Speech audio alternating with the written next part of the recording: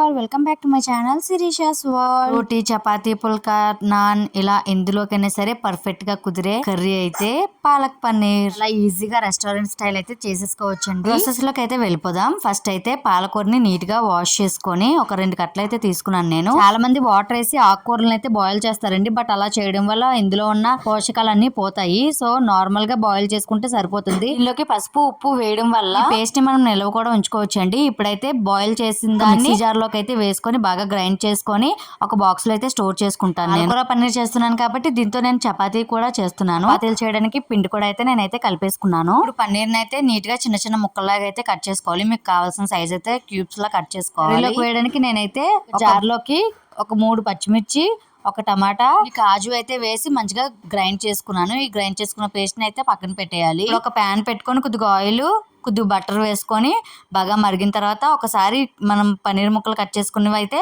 Fry చేసేసుకొని పక్కన పెట్టేసుకోవాలి. ఎక్కువ ఫ్రై చేయక్కర్లేదు.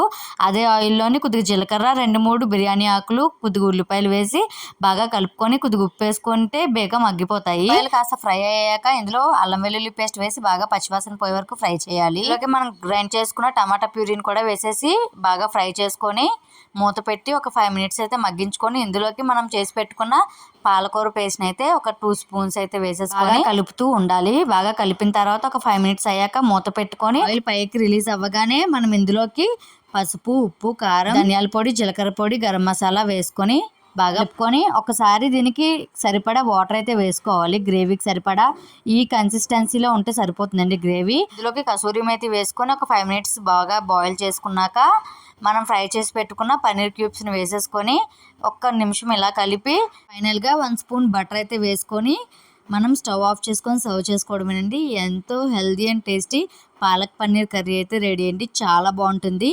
రోటీ, చపాతీ, నాన్లోకి అయితే చాలా పర్ఫెక్ట్ కర్రీ అయితే ఇదని చెప్తాను. మీరు కూడా తప్పకుండా ట్రై చేసి ఎలా ఉందో కామెంట్ సెక్షన్లో కామెంట్ చేయడం మర్చిపోకండి. వీడియోగా నచ్చినట్టయితే లైక్ చేయండి. Thank you for watching.